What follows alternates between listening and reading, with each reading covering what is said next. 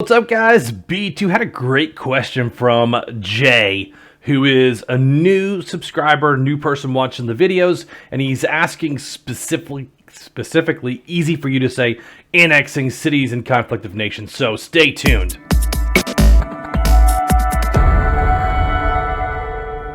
Great. So annexing cities, let me talk to you a little bit about why it's important, why you should do it, how often you should do it, what the scenario is when you do it. So check this out. These are the stats from this India game. It's my oldest running game. It's 2969164. We are out in the lead, but there's a big second alliance that's going to be a fight later on, right? This is the perfect opportunity for annexing cities and why you should do it. And I'm going to explain why, right? So I am India, and if I look at my city list and sort it by victory points the other way, it's going to pretty much show you my bigger cities and the ones that I start with. So 1, 2, 3, 4, 5, 6, 7, 8 cities that India starts with.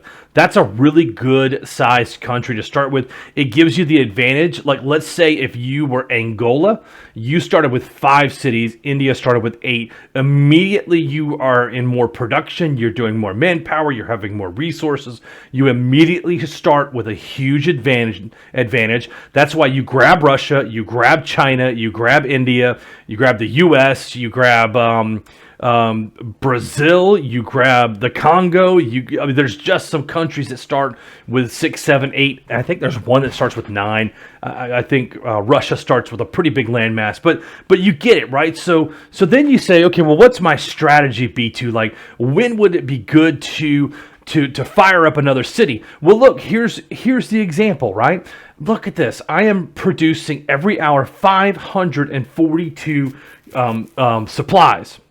Now, when you start the match, you're going to be at like 40 to 50, somewhere in that range, 60. And as you start building your arms industries, that total goes up and up, right? So you're going to cap out at about 170 with 180 somewhere in there with a max arms industry 5. I can't remember the exact number, but you get it, right? So then if you have 2, which I do, I started with New Delhi and Bangalore, right? If I flip in the background over to there, it's going to be New Delhi, which is the capital, and then Bangalore, which is down south, hard to get to, very nice city to have because you got to land somewhere unless you do a naval unit.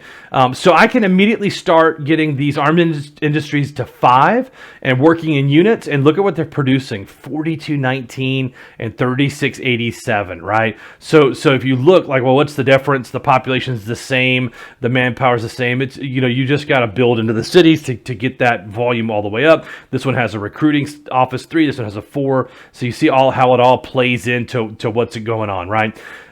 So I don't need to get another component city. If I scroll down, if I put under resource bound, you can see that I haven't done a second supply city. You could tell when you annex because this will become available even across the stripe, right? So if you look down here, I needed more components. So I actually annexed 2 component cities. I was producing a lot of Navy.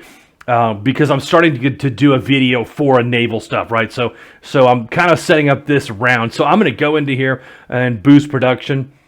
Sorry, I ate some popcorn. Ate a handful. So I'm going to go in and I'm going to look at where would I boost it at, right? Arms industry. It's already a 5, it looks like, right? Okay, yeah, 5 on this one. And then if I go into this one, there's a 4 that's building. So there's really nothing else I'm going to do, but I can boost my hospital in here, right? Again, like if you're going to be going end game for player value and all of that stuff, you're going to want to boost as much as you can. Now, I don't want to start any troops out of there. I just got them for the extra resources. So again, right, if it makes sense now, if you look, you can see the starting cities. Well, I've gone through and I've added some in, and I'll show you which ones I've added in. I added in an extra, the component one that we were looking at to raise this total up, and I'm still boosting. I'm going to show you why. I added in an electronics because I was low, and I keep running out of electronics when I do bigger ship builds, right? And then I annexed in another component one that you've seen already, but I did a rare materials one because I don't want to ever have a research that I'm not doing, right? You see there's no 1 or 2 here, which means I'm constantly researching.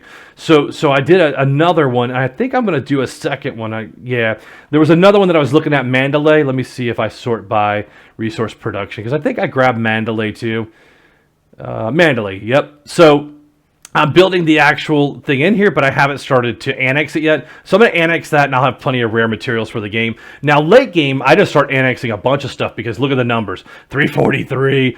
Because I want to drive that production up. I want to drive because I mark my words. If I look at the diplomacy and I see this second place alliance, they are going to come for us. They're not going to let us get too big because then we'll just knock them right out, right? So you look, Canada was with us and went inactive. We're probably going to go grab that land as quick as possible. It's only 7 cities, but to stay in the lead, because their biggest player is almost getting to our number 4 player, right? So I'm going to build a ton of ships, and what I've done on my research, because now I have the extra annex cities on the ships, they're not going to be able to come across my coastline. Look at how much, and we're a couple away from maxing out the destroyer and cruiser, and that's a whole other video for a whole other day, but I'll be able to launch missiles, and what you do is, I don't want them near my home city, right? So I'm pretty safe. I could put more ships out here in this side. So I'm pretty safe out there. But if I go to Mumbai and I want to build now, I believe I got an experienced naval captain available. So we're going to start him, and we're going to name it, like, what are we going to name it? Let's name it Teamers. For after the teamers on the channel, right? So now I'm going to be building this, mobilizing, and that all happened because of being able to annex the cities in for this resource production. Look at it, 289. I won't spend 90,000 fuel. I just don't. I'd have to have a huge military, and even by then it would be end game. But I did need to go more electronics, and I did need to go rare materials. Now I'm going to have plenty of rare materials.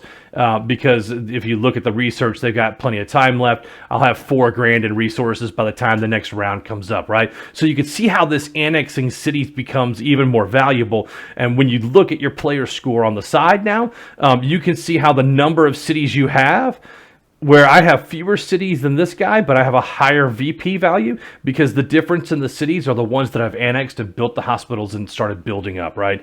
Now it produces the resources, and when I come down to actually build units, now I can say, gosh, in Mumbai, I'm going to build my captain.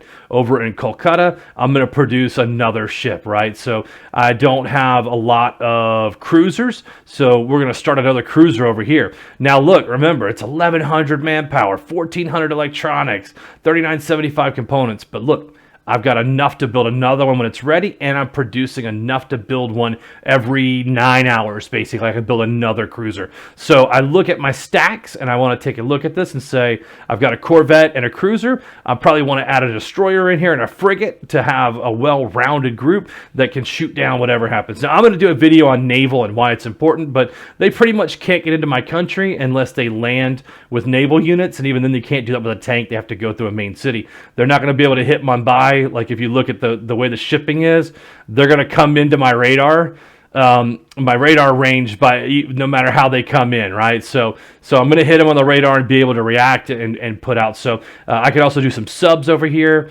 If I go into my research and look at the subs, I can start research on both of these as well. So, it's good to have a couple different fleets out there to be able to handle business. Now, in the meanwhile, in this game, I don't mind showing you, we have a huge advantage. We're starting to run into that other team over here. It looks like they're fighting. If I pop on to Sweden and I look at his player and click his info, it tells you who they're fighting. So he's already fighting Algeria and Libya and those guys on the front. So if you look, these are the teams that he's already fighting, right? No problem. We've annexed enough, and we've kind of made it through enough of the countries to snap up a lot of land. There's pockets in here we can get to. You can look at how crazy they expanded. They didn't even really go after zones. They just kind of went over each other. You can see on the border there, if I look at the political view and swap it out.